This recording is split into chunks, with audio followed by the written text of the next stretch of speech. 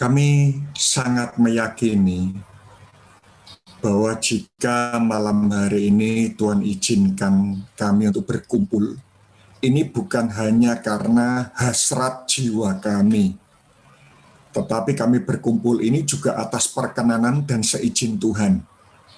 Bahkan pertemuan kami malam hari ini melalui online, ini termasuk di dalam perencanaan-Mu yang detail atas kehidupan kami. Karena itu kami percaya setiap orang yang telah bergabung di dalam ruangan Zoom ini, Tuhan ingin beracara kepada kami masing-masing pribadi.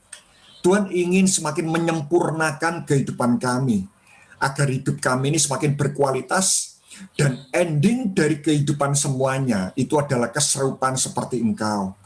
Kami berdoa agar seluruh sinyal media yang kami pakai tidak ada kendala sedikit pun, sehingga pemberitaan firman, bahkan fellowship kami malam hari ini, itu Tuhan betul-betul beracara, dan Tuhan menambahkan semuanya, sehingga biar hanya kesempurnaan yang terjadi melalui pertemuan kami malam hari ini. Urapi kami semuanya, berkati kami semuanya, dengan telinga seorang murid. Kami ucap syukur, hanya di dalam nama Tuhan Yesus Kristus, dan kita semua sama-sama berkata, amin. Baik, shalom, selamat malam Bapak Ibu. Sebelumnya, saya mau tes suara dulu, apakah suara saya cukup lancar Bapak Ibu? Sangat jelas Pak. Lancar? Sangat jelas, oke. Oke, terima kasih. Nah, hari ini saya akan menyampaikan sebuah topik yang tidak mudah. Sebuah topik yang tidak mudah, karena nanti saudara akan melihat ya dari PowerPoint yang sudah saya siapkan, dari judul perenungannya saja, itu betul-betul saudara bisa atmosfernya bahwa titik awalnya itu adalah kepentingan Tuhan, bukan kepentingan kita. Ya, seringkali judul-judul firman yang sangat populer itu selalu titik awalnya itu adalah kepentingan kita. Ya, khawatir, selalu ada pengharapan di tengah-tengah permasalahan. Itu titik awalnya itu adalah kepentingan kita, karena kita ada sesuatu permasalahan dan kita butuh Tuhan. Jadi kepentingan kita dulu dan kita minta agar Tuhan menolong kita. Sekali lagi itu tidak salah Bapak Ibu, itu tidak salah, karena seperti seorang bapak yang senang menolong anaknya, seperti itulah sifat bapak kita. Tetapi izinkan saya malam hari ini, titik awal pemberitaan firman itu betul-betul punya nuansa kepentingan Tuhan.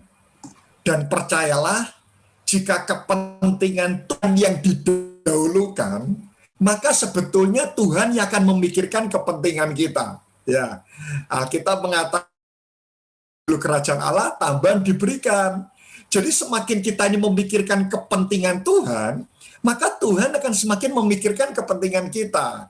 Ya, dan sebetulnya itu adalah salah satu perbedaan anak kecil dan orang dewasa. Ya, anak kecil datang ke orang tua itu kepentingan diri sendiri dulu. Tapi seorang anak yang dewasa, waktu dia datang ke orang tua, dia bukan mengatakan, "Ma, minta ini," bukan. Tapi waktu dia datang ke orang tuanya, dia bertanya, "Mama butuh apa?" Nah, ayo Bapak Ibu, malam hari ini kira-kira kalau kita datang kepada Tuhan, seringkali kita ini mengatakan, "Tuhan, aku minta ini," atau kita bertanya, "Tuhan, kamu butuh apa?" Nah, itu letak perbedaannya. Saya percaya Bapak Ibu yang punya anak kecil, tidak ada anak usia playgroup datang ke mamanya, "Mama butuh apa?" Oh, itu jarang ya. Tapi kalau sudah anak sudah kuliah, bekerja, ya bahkan sudah menikah, kalau setiap kali ketemu orang tuanya, dia tetap mengatakan, "Ma, aku minta uang. Oh, ini pasti anak kecil. Ya, seseorang kalau sudah menikah, ketemu orang tuanya, saya percaya selalu yang dikatakan seperti ini. Mama papa pengen apa? Beda, pertanyaannya beda, fokusnya beda, titik awalnya beda. Begitu pula malam hari ini. Nah, saya akan share screen. Pak Fran, apakah saya sudah dijadikan co-host? Oke, sudah ya. Saya akan share screen. Oke. Saya akan bagi menjadi 2 hari ini karena saya pernah menyampaikan firman ini tidak bisa selesai ya dalam 1 hari. Nah, saya beri tema malam hari ini adalah harga mengikut Yesus. Ya, harga mengikut Yesus. Nah, ya, karena seringkali ada banyak orang sudah mendengarkan khotbah, apa keuntungannya ikut Tuhan? Ya, apa benefitnya ikut Tuhan? Ya, tetapi hari ini izinkan, ayo kita belajar. Ya, Tuhan kita itu sangat berharga. Ya, Tuhan kita itu sangat mahal. Janji-janji Tuhan itu sangat berkualitas. Dan selalu hal yang berkualitas itu harganya mahal. Nah, kalau kita ingin betul-betul kita ini hidup ya serius sebagai seorang pengikut Yesus. Ingat Bapak Ibu, kalau ingin menjadi member Starbucks itu ada harganya ya. Belanja sekian jadi member. Kalau Bapak Ibu ingin masuk di dalam member mungkin Shangri-La mungkin itu ada harganya. Kalau belum banyak tidak bisa jadi member. Sama untuk ikut Yesus. Harganya apa agar bisa jadi member? Malam hari ini kita akan belajar. Harga mengikut Yesus. Oke. Saya akan mulai ini dari pemikiran yang salah. Ya. Ini pemikiran banyak orang Bapak Ibu ya. Ada banyak orang itu berpikir ada 3 tingkatan seseorang berdasarkan kesan mereka mengikut Kristus. Ya.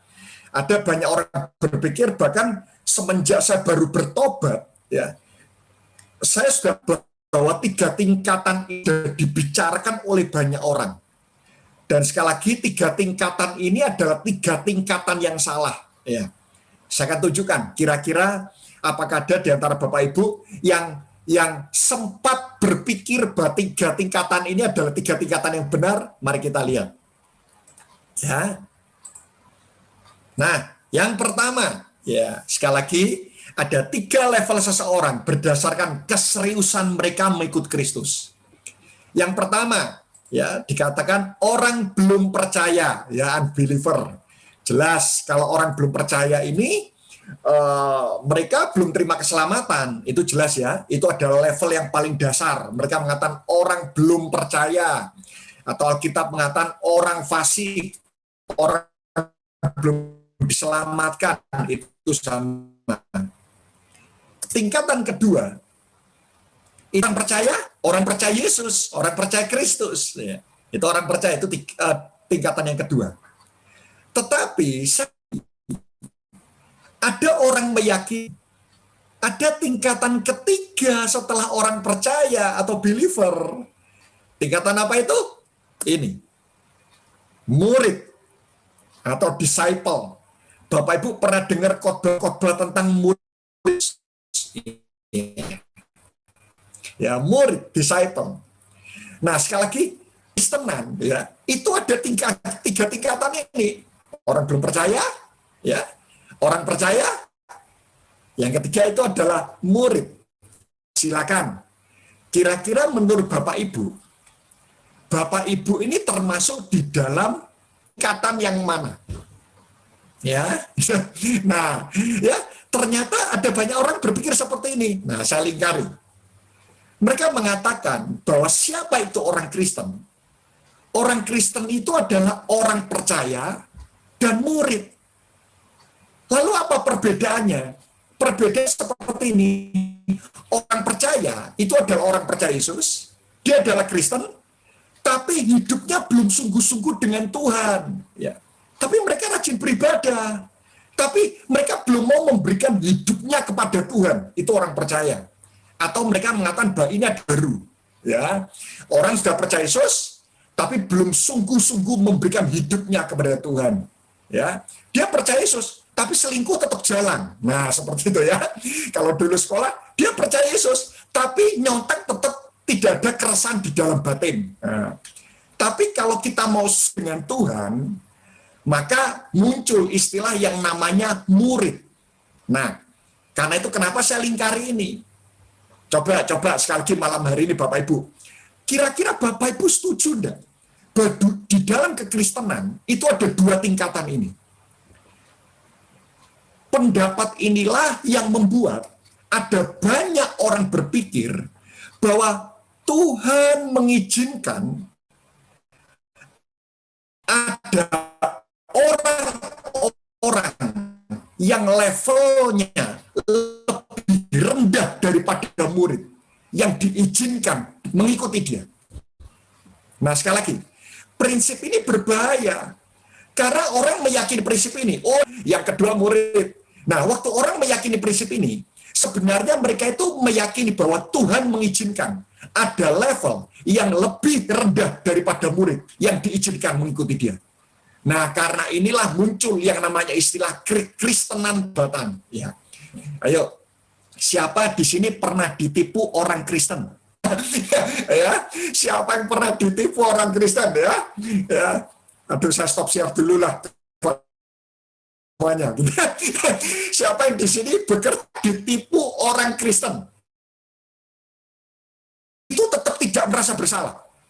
Ya, ada banyak. Luar biasa. Ya, nah, hal seperti ini pernah enggak Bapak Ibu melihat dia Kristen, tapi kok hidupnya tidak ada perubahan?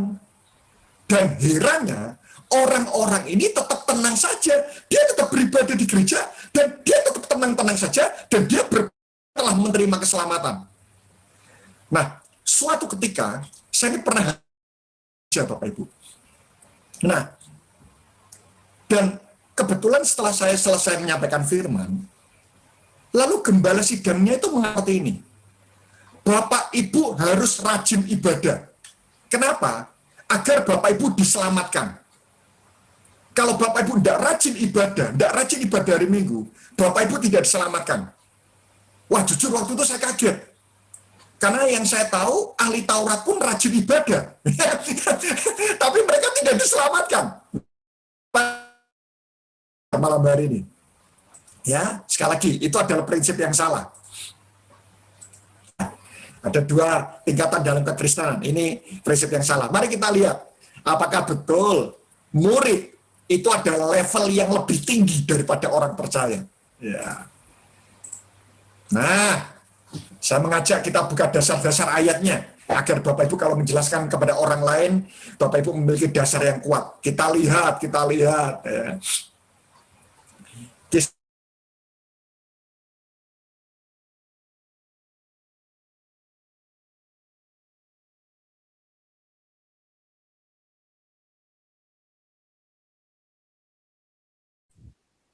Shalom Pak Anton. Kristus. Nah, Pak Bapak Ibu Anton perlu tadi tahu. Sempat keputus Pak Anton. Kelihatannya signalnya mulai kurang bagus ya. Oke. Sebentar, apakah suara saya cukup jelas, Bapak Ibu? Suaranya jelas, tapi kadang putus-putus juga ini. Oke. Saya putus-putusnya mulai mana ya? Mulai kisah 11? Sebenarnya tadi dari awal itu agak sedikit putus, nanti ada lagi, nanti putus, ada lagi begitu. Waduh. Mungkin apa? Kelihatannya butuh lagu penyembahan satu kali lagi nih kelihatannya. Gimana Pak? Apa internetnya ini dekat ininya ya? Dekat routernya internet. Sudah dekat routernya nih. Oke. Saya coba lagi. Apakah suara saya masih ini putus-putus? Kelihatannya lebih jelas tadi, soalnya wajahnya gambarnya pun videonya tuh kayak agak agak delay, blur ya. delay. Oke. Oke, silakan Pak. Ini pintunya saya buka sebentar biar sinyalnya bagus. Oke. Haleluya. Oke, berharap sinyal lebih bagus karena di poin-poin awal ini prinsip penting. Nah, ya, jadi sekali lagi, apakah betul ya di dalam kekristenan itu ada dua level? Seolah-olah seperti ini, ya, seolah-olah seperti ini kalau ada dua level. Mau percaya Yesus, setelah Anda percaya Yesus, maka ada pilihan. Kalau mau radikal disebut murid. Kalau tidak mau sungguh-sungguh dengan Tuhan, maka disebut orang percaya. Dan dua-duanya tetap menerima keselamatan. Apakah seperti itu? Mari kita belajar malam hari ini. Kita lihat kisah 11 ayat 26b. Dikatakan di sana, di Antiokhia lah murid-murid itu pertama kalinya disebut Kristen. Nah, Kristen itu artinya pendukung atau pengikut Kristus. Nah, Bapak Ibu perlu tahu, istilah Kristen itu pertama kali muncul itu di abad pertama, yaitu pada tahun 60 Masehi. Itu istilah Kristen pertama kali muncul. Dan istilah Kristen itu pertama kali muncul itu di kota Antiokhia pada waktu orang-orang melihat para murid Kristus. Waktu orang-orang melihat kualitas murid, lalu mereka mengatakan, ini loh orang Kristen. Karena itu kenapa saya mengatakan Kristen itu sama dengan murid. Ya, jadi kalau kita berkata bahwa kekristenan itu ada dua level. Pertama orang percaya, itu kalau belum sungguh-sungguh. Kalau mau sungguh-sungguh disebut murid, tidak ada di dalam Alkitab. Ya, Kristen itu sama dengan murid. Bukan murid, ya, bukan murid berarti bukan Kristen. Bukan murid berarti bukan orang percaya. Bukan murid, bukan pengikut Kristus. Tidak punya kualitas murid, berarti belum menerima anugerah keselamatan. Nah, ini penting Bapak Ibu. Karena jangan sampai kita mengalami yang namanya ironis kehidupan. Apa itu ironis kehidupan? Kita berpikir kita sudah berada di jalur yang benar, tapi ternyata salah. Ya, contoh, misal, saya minta kepada driver saya, tolong cuci mobil. Ternyata dia cuci mobil sampai bersih, dan waktu saya keluar, mobil saya tetap kotor. Dia mengatakan, saya sudah cuci mobilnya, Pak. Tapi ternyata dia cuci mobil tetangga. Nah, dia kelihatannya benar, tapi melakukan hal yang salah. Nah, karena itu kenapa hari ini sekali lagi saya mengajak kita belajar. Sebetulnya siapakah orang Kristen itu? Ya, Kristen sama dengan murid. Jadi kalau kita ini bukan murid, kita ini bukan Kristen, bukan orang percaya, bukan pengikut Kristus, berarti belum menerima anugerah keselamatan. Lagi, ini ayat yang cukup terkenal untuk menguatkan, yuk Bapak Ibu, agar hari ini tidak muncul lagi dalam PD kekristenan tanpa pertobatan. Ya, sebab jika kamu mengaku dengan mulutmu bahwa Yesus adalah Tuhan dan percaya dalam hatimu bahwa Allah telah membangkitkan Dia dari antara orang mati, maka kamu akan diselamatkan. Ya. Kapan kita diselamatkan? Kapan kita diselamatkan? Alkitab mengatakan, kita diselamatkan jika kita percaya Yesus pertama sebagai Tuhan, dan yang kedua, Yesus sebagai juru selamat. Ya, ada dua. Sekali lagi, kapan kita diselamatkan? Kalau kita percaya Yesus sebagai Tuhan, dan yang kedua, Yesus sebagai juru selamat. Nah, perhatikan di sini. Menerima Yesus sebagai juru selamat, itu cuma butuh iman dan keyakinan. Anda percaya Yesus sebagai juru selamat, saya 1.000.000% saya yakin Bapak Ibu percaya Yesus adalah juru selamat. Ya, Bapak Ibu meyakini hal itu. Tapi tolong saya tanya Bapak Ibu, kira-kira apakah iblis percaya Yesus juru selamat? Apakah iblis percaya Bapak Ibu? Ya, saya ini kangen lihat wajah Bapak Ibu terus ya. Bapak Ibu percaya, Bapak Ibu, menurut Bapak Ibu, iblis percaya atau tidak? Yesus adalah juru selamat. Percaya. Tapi pertanyaannya, iblis diselamatkan atau tidak? Tidak. Kenapa? Karena iblis hanya percaya Yesus sebagai juru selamat. Tapi perhatikan ini. Iblis tidak pernah percaya Yesus sebagai Tuhan. Percaya Yesus sebagai juru selamat butuh iman dan keyakinan. Percaya Yesus sebagai Tuhan, ini permasalahan terbesar orang Kristen. Ya, Yesus sebagai Tuhan artinya penguasa Tuhan. Tuhan itu adalah pimpinan kita. Namanya kita percaya Yesus sebagai Tuhan, artinya seperti ini. Menjadikan prinsip kerajaan Allah itu sebagai gaya hidup kita sehari-hari. Inilah yang saya katakan bahwa kekristenan tanpa pertobatan itu artinya hanyalah setengah Kristen. Nah, ya, apa itu setengah Kristen? Percaya Yesus sebagai juru selamat, tapi tidak percaya Yesus sebagai Tuhan. Ini setengah Kristen. Nah, nanti dia masuk kepada kerajaan yang setengah, artinya tidak jelas. Ya, mari Bapak Ibu, mari kita belajar hal ini. Ya, jangan sampai kita lihat ya, kita tenangkan orang. Yang penting kau percaya Yesus, sudah. Masalah pertobatan itu nanti sambil perjalanan. Loh, bukan. Titik awal kekristenan itu percaya Yesus sebagai Tuhan dan Juru Selamat. Lihat lagi, bukti lagi. Ini. Aduh, sebentar, terlalu cepat. Nah.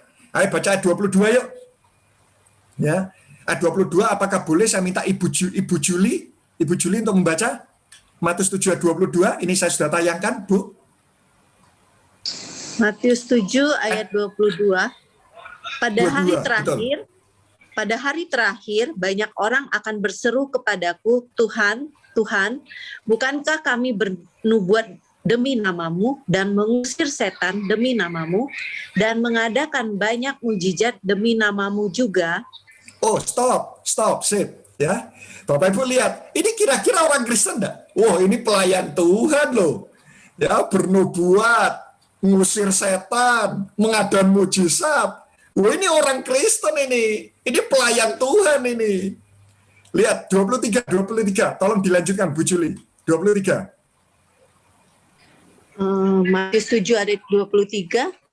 Pada waktu itulah aku akan berterus terang kepada mereka dan berkata, aku tidak pernah mengenal kamu. Enyalah daripadaku, kamu sekalian pembuat kejahatan.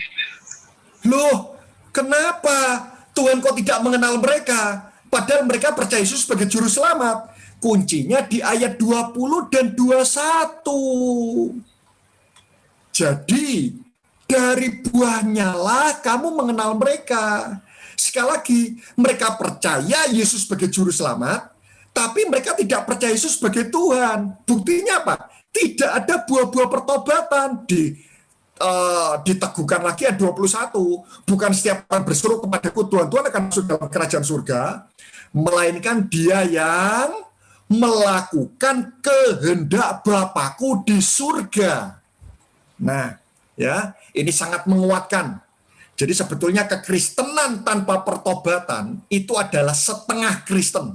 Kristennya tidak jelas. Ya. Ayo ayat terakhir untuk pendukung aja. Nanti setelah itu ada beberapa lagi. Lihat. Wah, ini Matius 28 19 20. Wah, ayat yang sudah sering kali kita dengar. Ya, apakah saya bisa minta Ibu Nini membaca Matius 28 dan 19, Bu Nini? Matius 28, 19 sampai 20. Karena itu pergilah, jadikanlah semua bangsa muridku dan baptislah mereka dalam nama Bapa dan Anak dan Roh Kudus. Dan ajarlah mereka melakukan segala sesuatu yang telah kuperintahkan kepadamu. Dan ketahuilah, aku menyertai kamu senantiasa sampai kepada akhir zaman. Amen. Stop. Kalau sampai murid itu adalah level yang lebih tinggi dibandingkan orang percaya, maka harusnya ayatnya dirubah. Karena itu pergilah, jadikan semua bangsa orang percaya, lalu baptis, lalu ajar, dan setelah itu jadilah murid. Itu kalau murid level yang lebih tinggi daripada orang percaya. Ya, tapi ternyata firman Tuhan tidak mengatakan itu. Tuhan mengatakan, pergi, jadikan semua bangsa murid. Berarti prinsipnya seperti ini, saya tuliskan. Level murid adalah level dasar kekristenan. Ya. Karena terbukti bahkan sebelum dibaptis harus punya level dan mentalitas murid. Nah, hari ini banyak orang dibaptis itu karena syarat menikah. Nah, ini masalah, ya. Kenapa Anda mau baptis? Mau menikah. Karena itu kenapa banyak pernikahan hari-hari ini mengalami kesulitan, selingkuh atau tidak merasa bersalah, karena baptisan, orang sebelum dibaptis yang penting gini, mau percaya Yesus, percaya, setelah itu dibaptis. Loh, zaman dulu tidak. Zaman dulu sebelum dibaptis harus punya mentalitas murid dulu, baru setelah itu dibaptis, dipastikan dulu mau sungguh-sungguh dengan Tuhan, mau sungguh-sungguh serius, baru dibaptis. Dan setelah itu lihat, baru setelah itu diajar. Nah, pernah tidak ketemu orang Kristen? Pernah tidak ketemu orang Kristen? Dinasehati firman, susahnya minta ampun. Diberitahu firman, sulit sekali mau mendengar. Kenapa? Karena mentalitas awalnya bukan murid. Alkitab mengatakan, jadi murid dulu, setelah itu dibaptis, baru diajar. Karena itu kenapa zaman dulu, murid-murid Yesus, itu mudah diajar. Meskipun tetap ada yang meleset, yaitu Yudas. Lo bayangkan, yang dimuridkan dulu tetap ada yang meleset, apalagi kalau sampai level awalnya bukan murid. Ya, sekali lagi, level murid adalah level dasar kekristenan. Mau jadi Kristen, harus punya mentalitas murid terlebih dahulu. Ya, bahkan sebelum dibaptis harus memiliki mentalitas murid. Nah, saya berharap di awal ini kita clear dulu, Kristen itu sama dengan murid. Bukan murid, bukan Kristen. Ya, bukan murid berarti bukan orang percaya.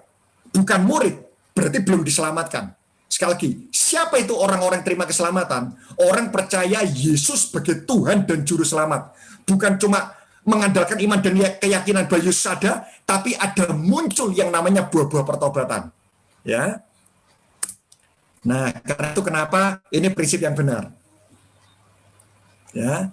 Levelnya cuma 2. Yang pertama orang belum percaya, yang kedua orang percaya. Siapa itu orang percaya? Murid Kristus. Nah. Oke, saya akan masuk. Parameter seorang murid. Nah, mulai hari ini tadi, mulai awal saya katakan bahwa bukan murid, bukan Kristen. Ya, Kristen sama murid.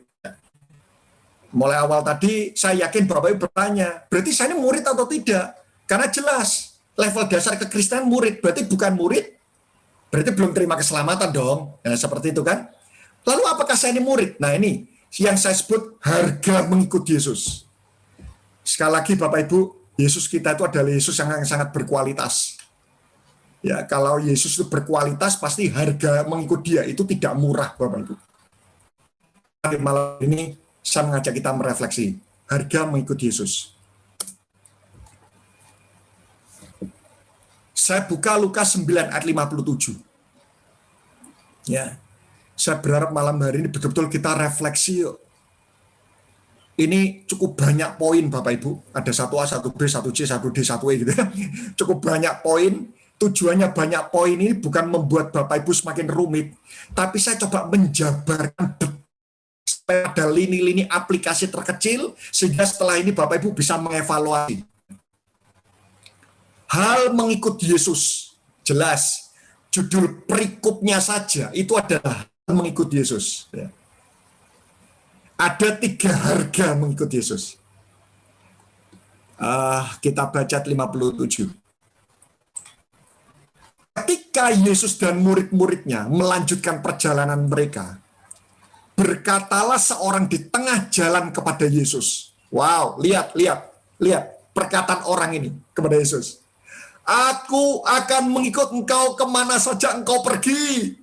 Wah, ini fans berat Yesus. Ya. Ini fans berat Yesus. Ya, saya stop share sebentar. Pernah tidak Bapak Ibu ketemu orang, ya, misal Pak Frans lah, gitu ya, Pak Frans ya. Pak Frans ini kan cukup terkenal Bapak Ibu ya, di mana ada gereja biasanya pasti pernah mengundang Pak Frans, gitu kan. Nah, misal seperti ini, setelah Pak Frans pelayanan, lalu ada jemaat mengatakan seperti ini, Pak Frans, aku akan mengikut engkau kemana saja engkau pergi. Wah, saya yakin ini adalah fans beratnya Pak Frans. Ya. Nah, kelihatannya kalau gembala gereja saat ini, kalau ada orang mengatakan, aku akan mengikut engkau kemana saja engkau pergi. Kelihatannya yang dilakukan seperti ini. Oke, langsung tanda tangan form jemaat. Ya. Ya, karena dia lagi terbakar emosinya. Ayo, Bapak Ibu saya tanya, siapa di sini seorang marketing? Ada marketing? Ya, marketing asuransi mungkin? Ya, ada marketing? Nah, kira-kira kalau Bapak Ibu ini jadi marketing ya. Misal Bapak Ibu sodori sebuah proposal, orang itu lagi terbakar emosinya. Ya, Bapak Ibu misal punya lagi menjual asuransi namanya AAA, nah, misal seperti itu ya. Nah, orang ini lagi terbakar emosinya. Ya. Lalu Bapak Ibu sodorkan proposal, dia mengatakan, sudah, aku percaya semua yang tertulis di proposal ini tanpa dia membaca. Kira-kira itu kesempatan emas nggak buat marketing? Wah, untung lagi percaya, segera tanda tangan Bu, jangan baca keseluruhan proposal. Nah, seperti itu kan? Nah, tapi ingat, Yesus pada waktu itu, pada waktu orang lagi tergila-gila, terbakar emosinya ikut Yesus. Perhatikan seperti ini. Yesus tidak pernah mengambil keuntungan dari orang yang terbakar emosinya. Karena orang yang terbakar emosinya, mengambil keputusan itu pasti tidak konsisten. Karena lagi terbakar. Saya beri contoh. Pernah tidak Bapak Ibu ditantang menabur di sebuah gereja, lalu dikasih video-video yang mengharukan, ya, video-video mengharukan, ditambah alat musik yang mengharu biru, lalu setelah itu Bapak Ibu menabur semuanya dan pulang menyesal. Pernah enggak? Tidak ada, puji Tuhan. Nah, saya ingat Bapak Ibu, ya waktu awal saya bertobat, gitu kan ya, saya bersama dengan teman SMA saya. Ya, waktu itu kami datang ke gereja dan waktu itu ada tantangan menabur. Hamba Tuhan ini sangat luar biasa, memberikan kata-kata luar biasa, ya. Sehingga akhirnya saya sama teman saya ini pergi ke gereja itu naik sepeda motor, saya bonceng dia, dan pulang. Waktu itu pulang dari gereja, heran, saya katakan, ayo kita ke parkiran sepeda motor. Dia mengatakan, Ton, kita pulang naik becak ya. Loh, saya kaget. Loh, kenapa naik becak? Motormu di mana? Tadi kunci sepeda motor dan STNK, Ton, sudah saya masukkan ke kantong persembahan. Loh, Bapak Ibu, ini jujur, ini terjadi pada waktu itu. Dan waktu itu, nah, ada enggak Bapak Ibu yang pernah mengalami hal ini? Ya. Dan waktu itu di atas becak, saya tanya sama teman saya ini, kamu menyesal enggak? Dia diam. Kira-kira jawabannya apa, Bapak Ibu? Dia ngatakan seperti ini. Nyesel, Tom. Lalu saya tanya, loh, terus kenapa kamu tadi menabur? Ya enggak tahu lagi, terbakar emosinya. Tapi Bapak Ibu sungguh loh ya, teman saya ini meskipun dia menabur dalam ketidaktahuan, hidupnya penuh dengan hoki. Tapi tolong, saya bukan mengajarkan Bapak Ibu menabur dalam kondisi terbakar emosi. Jangan loh ya, jangan. Sebelum menabur, pikirkan baik-baik terlebih dahulu. Nalar baik-baik terlebih dulu. Sehingga keputusan yang saudara ambil, itu betul-betul keputusan yang bukan karena sebuah perasaan, tapi keputusan karena sebuah akal budi yang benar. Nah, sama. Saudara lihat, Yesus pada waktu ketemu dengan fans berat, aku akan mengikut engkau kemana saja engkau pergi. Lihat apa jawaban Yesus. Wah, luar biasa. Lihat, Yesus katakan seperti ini. Yesus tidak pernah mengambil keuntungan dari orang yang terbakar emosinya. Yesus mengatakan seperti ini. Dia tenangkan anak muda ini, tenang ya, jangan terbakar emosinya. Lalu Yesus berkata kepadanya, serigala punya liang, burung punya sarang, tapi anak manusia tidak punya tempat meletakkan kepala. Jadi waktu melihat ada orang yang lagi terbakar emosinya ikut dia, Yesus mengatakan seperti, tenang dulu, yakin ikut aku. Serigala punya liang, burung punya sarang, tapi anak manusia, aku, itu tidak punya tempat meletakkan kepala. Mau tetap ikut aku? Nah, ini perbedaannya. Kenapa zaman dulu pengikut Yesus radikal? Perhatikan prinsip ini penting. Zaman dahulu, ikut Yesus, hitung harganya. Zaman saat ini, ikut Yesus, hitung keuntungannya. Karena itulah kenapa muncul banyak orang Kristen mudah kecewa dengan Tuhan waktu dia tidak diberkati. Karena zaman dulu waktu ada orang ikut Yesus, Promosinya bukan berkat dulu. Promosinya yakin ikut aku, hitung harganya, siap tidak pikul salib. Karena Yesus tahu orang kuat pikul salib pasti kuat pikul berkat. Orang kuat pikul berkat belum tentu kuat pikul salib. Ya. Zaman dahulu ikut Yesus, hitung harganya. Zaman saat ini ikut Yesus, hitung keuntungannya. Apa harga mengikut Yesus? Perhatikan, ini yang pertama. Mari, ini adalah harga kita mengikut Yesus. Yang pertama, waktu Yesus mengatakan, ya, waktu Yesus mengatakan serigala punya liang, burung punya sarang. Aku tidak punya tempat meletakkan kepalaku di dunia ini. Bukan berarti, perhatikan ini ayat ini, tetapi anak manusia tidak punya tempat meletakkan kepala. Bukan berarti, tolong jangan diartikan harafiah. Lalu kita mengatakan, oh Tuhan mengatakan aku tidak punya bantal. Bukan loh ya. Karena kalau Yesus mau tidur, itu di mana dia bisa tidur. Tapi kalau Tuhan mengatakan, tetapi anak manusia tidak punya tempat meletakkan kepala, artinya seperti ini.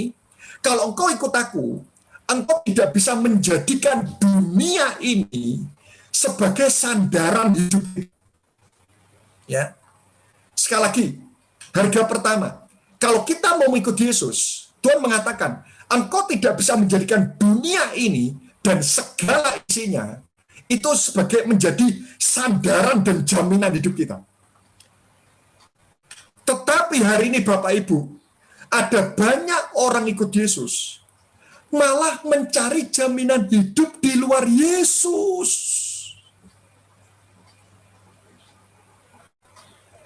Banyak saat ini, orang ikut Yesus malah mencari jaminan hidup di luar Yesus. Padahal Yesus mengatakan, kalau engkau ikut aku tidak punya tempat meletakkan kepala di dunia ini. Artinya, aku tidak bisa menyandarkan hidupku di dunia ini. Artinya, kalau kita mau ikut Yesus, kita tidak bisa menjadikan dunia ini sebagai sandaran dan jaminan hidup kita. Nah, saya mempelajari, ada 5 jaminan hidup yang dunia tawarkan. Dan hari ini saya langsung versuskan yang kerajaan Allah berikan. Saya sampai 1 aja, ya. Saya akan buka diskusi nanti agar 1B ini masih cukup banyak. Itu saya akan lanjutkan besok. Ada 5 jaminan hidup yang dunia tawarkan, ya. Nanti Bapak Ibu kita introspeksi ya. Kira-kira kita sebagai pengikut Yesus, apakah kita menaruh jaminan hidup kita itu pada 5 ini, ya. Dan langsung saya versuskan dengan yang kerajaan Allah berikan. Yang pertama, jaminan hidup pertama yang dunia tawarkan, jelas kekayaan. Ya, mungkin ada yang bertanya, Pak Anton, bagaimana kalau saya menemukan ada orang yang sangat menghidupi firman, tapi dia punya satu kelemahan, yaitu dia tetap menaruh jaminan hidupnya pada uang. Tapi dia betul-betul jujur, dia tidak pernah membohongi, dia tidak pernah selingkuh, dia menghormati orang tuanya. Tapi dia tetap menaruh jaminan hidupnya pada hartanya. Kira-kira dia tetap bisa enggak mengikut Yesus? Saya tunjukkan kisah ini. Kisah tentang anak muda yang kaya. Bapak Ibu bisa lihat di ayat 18. Anak muda berkata, perintah yang mana yang kau minta? Jangan membunuh, jangan berzina, jangan mencuri, jangan mengucapkan saksi dusta, hormati orang tua, kasih sama. Kata orang muda itu, semuanya telah kuturuti. Mari kita lihat. Apa yang sudah dituruti anak muda ini? Bapak Ibu perlu tahu, anak muda ini bukan jiwa baru loh. Saya percaya anak muda ini mungkin menjadi salah satu pemimpin pada waktu itu. Karena lihat anak muda ini, apa yang sudah dia lakukan dalam ketaatannya kepada Tuhan. Pertama, dia tidak pernah membunuh. Artinya, kapan orang dikatakan membunuh? Perjanjian baru mengatakan, waktu kita membenci sama dengan membunuh. Anak muda tidak pernah benci. Dia tidak pernah berzina. Berarti dia mencintai istri satu-satunya. Itu sebagai wanita satu-satunya dalam hidupnya. Dia tidak pernah mencuri. Berarti rutin perpuluhan. Karena Alkitab mengatakan, kapan kita dikatakan mencuri? Pada itu kita tidak perpuluhan, dikatakan kita mencuri. Anak muda ini rajin perpuluhan. Dia tidak pernah berbohong. Dia menghormati orang tua. Dia mengasihi sama seperti dirinya sendiri. Wow, anak muda ini punya kualitas ketaatan yang luar biasa. Tapi Tuhan tahu, anak muda ini menaruh jaminan hidupnya itu pada kekayaannya. Karena itu kenapa? Tuhan langsung menusuk pada sesuatu hal yang penting di dalam mengikuti dia. Yesus kata ayat 21. Jikalau engkau tidak sempurna, pergilah jualah segala milikmu dan berikan pada orang miskin. Maka engkau akan beroleh harta di surga, kemudian datanglah kemari dan ikutlah aku. Dan Bapak Ibu tahu ayat berikutnya, yaitu akhirnya anak muda ini meninggalkan Tuhan. Sempat saya berpikir sebuah kisah imajiner, Bapak Ibu.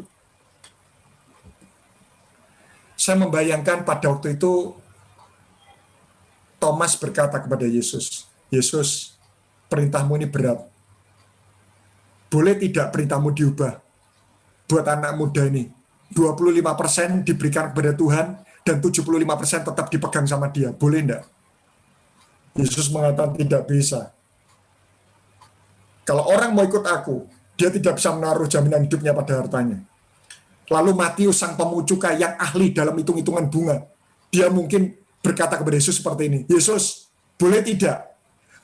Dia tinggalkan pekerjaannya, uangnya didepositokan, lalu dia full time ikut engkau. Dia hidup dari bunganya. Dia full time ikut engkau. Boleh tidak? Yesus mengatakan, tidak bisa. Harga mengikut aku tidak bisa menjadikan dunia ini jaminan hidup. Mungkin waktu itu Yudas Iskariot marah. Dia mengatakan, Yesus, berarti engkau jahat. Berarti engkau tidak mengasihi anak muda ini. Katanya engkau adalah Allah Maha Kasih. Tapi kenapa engkau membuang anak muda ini? Dan waktu itu Yesus mengatakan, aku mencintai anak muda ini. Tapi aku tidak bisa menurunkan standarku. Aku mengasihi anak muda ini. Kalau Bapak Ibu lihat di versi lain, dikatakan seperti ini. Allah memandang anak muda ini dengan sedih. Yesus mengasihi anak muda ini. Tapi masalahnya dia tidak bisa menurunkan standarnya. Saya rasa ini adalah salah satu contoh yang sangat jelas menunjukkan harga mengikut Yesus tidak bisa menaruh jaminan hidup pada harta kita. Lalu apa jaminan hidup yang kerajaan Allah berikan? Wow, sudah ini ayat yang sering kali saya sampaikan. Carilah dahulu, boleh enggak cari uang? Boleh. Tapi dikatakan carilah dahulu kerajaan Allah, maka semua ditambahkan. Pak Anton, apa sih maksudnya carilah dahulu kerajaan Allah? Semua ditambahkan itu apa sih? Kami sebuah pengertian yang aplikatif. Ini pengertiannya. Semuanya akan ditambahkan dalam hidup kita jika kita bisa menganggap kerajaan Allah yang terpenting dan lainnya itu tidak penting. Berarti semakin kita menganggap bahwa kerajaan Allah terpenting dan yang lain itu tidak penting, maka yang tidak penting itu akan diberikan kepada kita. Tapi kalau kita menganggap bahwa uang itu penting, uang itu sangat berharga, sampai akhirnya hubungan bisa hancur, hubungan anak orang tua bisa hancur hanya karena uang. Waktu kita menganggap bahwa uang itu penting, malah tidak ditambahkan. Waktu kita menganggap uang tidak penting, prinsip kerajaan Allah yang terpenting, maka yang tidak penting ditambahkan dalam hidup kita. Terbukti Salomo ditawari, mau ndak kekayaan, mau ndak nyawa musuh, mau ndak umur panjang. Tidak, aku minta hikmat, aku minta pikiran Tuhan. Lalu nyawa musuh nggak penting, kekayaan nggak penting, umur panjang nggak penting. Oh, karena kamu menganggap itu nggak penting, tak tambahkan dalam hidupmu. Mari Bapak Ibu, cari kerajaan Allah, semuanya ditambahkan. Ya. Nah ini, ya salah satu berkat yang saya ambil dari orang mencari kerajaan Allah terlebih dahulu. Tuhan tidak membiarkan orang benar menderita kelaparan. Wah, orang yang mencari kerajaan Allah tidak dibiarkan menderita kelaparan. Tidak. Karena itu kenapa salah satu prinsip yang saya sampaikan sama istri saya, jangan pernah khawatir tentang uang. Bukan karena suaminya kaya, bukan. Kita ini hidup bukan tergantung dari apa yang kita miliki, tapi siapa yang memegang kehidupan kita.